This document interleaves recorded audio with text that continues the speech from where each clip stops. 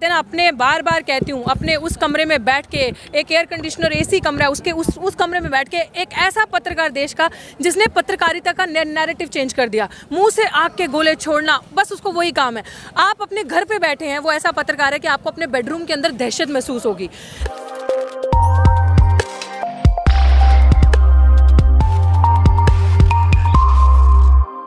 देना अपने बार बार कहती हूँ, अपने उस कमरे में बैठ के, एक एयर कंडीशनर एसी कमरा है, उसके उस कमरे में बैठ के एक ऐसा पत्रकार देश का जिसने पत्रकारिता का नैरेटिव चेंज कर दिया, मुंह से आग के गोले छोड़ना, बस उसको वही काम है।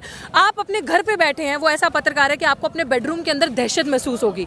ऐसा पत्रकार, मैं कहती हूँ सुप्रीम कोर्ट ने या कोई भी CGI जिस तरीके से ऑर्डर देते हैं कि महिलाओं का क्या काम है इस आंदोलन में, ये सारी चीज़ें, बट ऐसे गुंडे को जो खुलेआम ऐसी हरकतें कर रहे हैं, आप देखते नहीं हैं। मतलब किसी कोई भी एक एंगल, कोई भी एक चीज़ है, जगह जो उन्होंने छोड़ी नहीं है, रातों रात आप उसको बेल दे देते हैं, रातों रात आप उसकी चैट्स रिवील हुई हैं, सामने आई हैं, जो पुलवामा अटैक पे किसान शहीद हो गए, उनके लिए आप जश्न मना रहे हो। क्या शर्म नहीं आती? मतलब सोचिए, हमारे देश का लोकतंत्र कितना खत्म करने के ऊपर ये सरकार, ये इनके जो गोदी मीडिया के गुंडे, ये लोग, इनको एक्चुअली गुंडे कहेंगे, ये लोग इस कदर पे आ चुके हैं कि आपने सच्चाई तो खुद दिखानी नहीं है, लेकिन जो सच बोलता है उनको भी एंटी नेशनल कह के, नक्सली कह के, खालिस्तानी कह के, पाकिस्तानी करके बदनाम करना है। लेकिन ऐसे का क्या जो सरेआम गुंडागर्दी कर रहा है, जिसके ऊपर केसेस हैं, पहले भी जिसके ऊपर सुसाइड केस का वो लगा था कि इसने उकसाया था किसी को सुसाइड करने के लिए, वो खुलेआम घूम रहा है। और आप सोच रहे हैं, जैसे आपने मुझसे सवाल किया, पुलवामा में जिसकी जान गई है, आप समझ सकते हैं, वो जवान है, और उन्हीं जवानों के अगर आप देखें परिवार, बाप यहाँ पे आके बैठे हैं। सही कहा ना किसी ने, जवान और किसान को आमने सामने खड़ा कर दिया। आज जिस किसान की शहादत यहाँ पे, जो किसान यहाँ पे मर रहे हैं ना, मैं आप सबको बता रही हूँ, जो यहाँ शहीद हो रहे हैं, उन्हीं के बच्चे जाके बॉर्डर पे हैं, और उन्हीं के बच्चे बॉर्डर पे भी शहीद हो रहे हैं। मुद्दा है, मीडिया तो खामोश है। अरे मीडिया खामोश, मैं कहती हूँ इससे बड़ा दलाल, घटिया, जिसे कहते हैं ना, आप मीडिया क्या है, लोकतंत्र का चौथा स्तंभ माना जाता था कि आपको एक्चुअल फैक्चुअल इन्फॉर्मेशन देगा।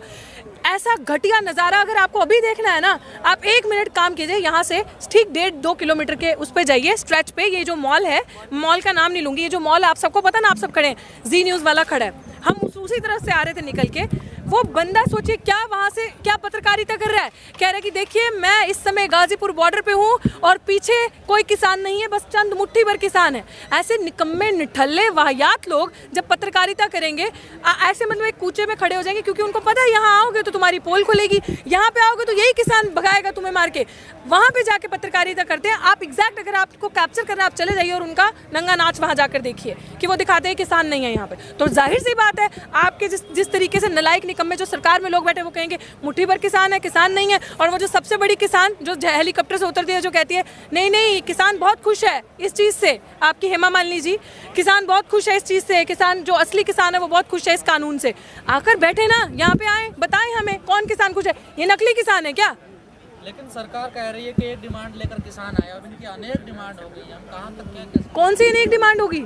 हम MSP को भी कहने लगे हैं, बिजली बिल को भी कहने। तो शुरू से वही चीज़ थी ना, जो चीज़ आप छीन रहे हो वही तो किसान मांग रहा है, क्यों ना मांगे? सब चीज़ों में जब आपने धांधली की है, हमारा अधिकार नहीं बनता क्या? हम टैक्स नहीं देते क्या? किसान टैक्स नहीं देता, किसान पैसा नहीं देता।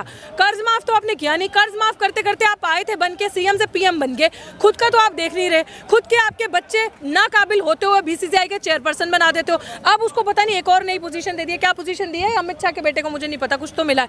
आप खुद के अपने निकम्मी औलादों को तो देखते नहीं। हमारे पे आपका आ जाता है कि अगर बिजली का बिल हम अगर टैक्स पे करते हैं, बिजली यूज करें, तो आपका फर्ज बनता है। आप हमारे पैसों से वहां बैठे हैं, और सरकार कौन बनाती है? हम बनाते हैं ना, सरकार देश नहीं बनाती, सरकार को हम बनाते हैं। तो अगर किसान खुश नहीं है, जो किसान की मांगे है उनको पूरा करना चाहिए, हमारी मांगों को। लेकिन किसान लंबे समय से कह रहे थे कि हम 26 जनवरी को परेड में जाएंगे, लेकिन अब सुप्रीम कोर्ट ने कह दिया है कि पुलिस भेजे ना भेजे, पुलिस के ऊपर छोड़ दिया। देखिए, पुलिस के ऊपर ही छोड़ा उन्होंने, यही एक नीति थी और ये सबको पता था ये यही काम करेंगे। एंड में दिल्ली पुलिस गई, हाँ, एंड में अपने आप को साइडलाइन करके बोलेंगे कि जो दिल्ली पुलिस चाहेगी, क्योंकि दिल्ली पुलिस कभी भी नहीं चाहेगी कि किसान दिल्ली के सड़कों पे अंदर आए, जबकि उनको ये समझना चाहिए कि खुद में भी, क्योंकि उनको वो चलते हैं ऊपर से जो ऑर्डर आता है, ऐसा नहीं कि दिल्ली पुलिस के हाथ में कुछ है, ये हम सबको समझने की जरूरत है। उनको जो ऊपर से ऑर्डर मिलता है वो वही करेंगे। जबकि मैं दावे के साथ कह सकती हूँ कि उनके बीच में भी किसान के बच्चे हैं, उनका दिल भी हमें देख के टूटता होगा, और कुछ नहीं पता उनके माँ बाप भी हो सकता है इस जत्थे में हमारे साथ आके बैठे हों, इस प्रोटेस्ट में शामिल, उनकी माएँ बहनें बच्चे घर से, ये ऐसा होगा। लेकिन देखिए, उनकी तरफ का हमें पता नहीं, लेकिन हमारी तरफ से आपने देखा होगा इतिहास रच रहा है ये जो ये जो आंदोलन है अपने आप में ही एक मिसाल कायम कर रहा है कि पीसफुल आंदोलन है, पीसफुल प्रोटेस्ट है। आपने कहीं पे भी देखा कोई वायलेंस कर रहा है? औरत यहाँ पे इतनी सुरक्षित है, शर्म आती है सीजीआई या किसी के ऐसे बयान पे जो ये कहते हैं कि औरतों का क्या काम है यहाँ पे। आपकी मंशा दिखती है उससे कि आप चाहते हैं यहाँ से बूढ़े बुजुर्ग औरतें सब चली जाएं, युवा का जोश, युवा का खून गर्म है और आपस में जब युवा बच्चे अपने कुछ एंटी सोशल एलिमेंट्स गुंडों को भेज के दोनों को भड़का दें और दोनों को लड़ा दें, ये आपकी सोच है। लेकिन 26 तारीख को मुझे लगता है कि सरकार को ये डिले और डिनाइंग छोड़कर अलाउ करना चाहिए। जितना देश उनका है उतना हमारा देश है, हमने चुना है सर। अगर इन लोगों ने चुन के वहाँ बिठाया मेजोरिटी में उनको, तो इनका अधिकार बनता है दिल्ली की सड़कों पर जाके प्रोटेस्ट करने के लिए। ऑफ कोर्स उनकी स्ट्रैटेजी यही है कि डिले करते जाओ, क्योंकि अभी तो वैसे भी कोई डिसीजन नहीं ले सकते, क्योंकि अभी फरवरी के बाद ही जब बैठेगा सारे लोग तो उसमें डिसाइड होगा। But definitely this is the strategy. बिल्कुल बुला सकते हैं, लेकिन मंशा भी तो होनी चाहिए। अगर सेशन बुलाने की मंशा होती है, आप मुझे बताइए, कोरोना रैलीज में नहीं होता, कोरोना आपके वहाँ पे नहीं होता जहाँ आपकी पार्टीज होती हैं। अहमदाबाद में कोरोना नहीं था जहाँ पे आप गए थे, हर जहाँ आप रैलीज करते हो वहाँ नहीं होता। तो अभी कोरोना के बहाने से जिस तरह से संसद का सेशन रद्द कर दिया विंटर, वो कर सकते थे। लेकिन यही है कि जब आएंगे जो ऑपोजिशन है या जो लोग हैं वो उम्मीद करेंगे, वो आपसे सवाल पूछेंगे, तो आप झूठ की बुनियाद पर बैठे हो, आप क्या बोलोगे? आपके पास कुछ है नहीं। तो यही है ना, जो प्रतिनिधि इन्होंने चुने थे वो भी तो इनके समर्थन में नहीं है ना। किसका दुर्भाग्य आप बता रहे हैं? किसका? अब किसी का भी समझ लो, जनता हाँ? का समझ लो, किसानों का समझ लो। किसके समर्थन में नहीं है? किसानों के समर्थन में कहाँ? देखिए, जो आप वो बता रहे हैं कि जो एक कमेटी बनी थी, नहीं, जो प्रतिनिधि चुने, सांसद जो। अच्छा, सांसद जो आप बोल रहे हैं, ठीक है, सांसद।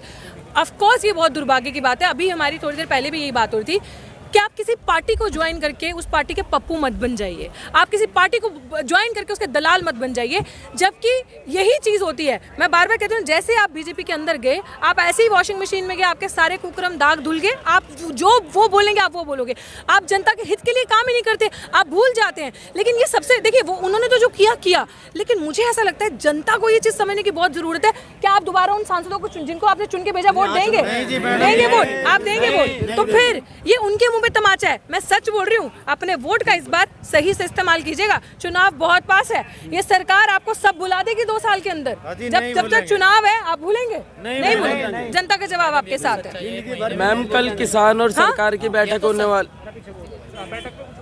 मैम, कल 20 तारीख है, किसान और सरकार की बैठक होने वाली है, कैसे क्या कुछ हल निकल सकता है? देखो, हम हर बार इतनी उम्मीद करते हैं ना कि आज मीटिंग है कुछ निकल कर आएगा, आज मीटिंग है कुछ निकल कर आएगा।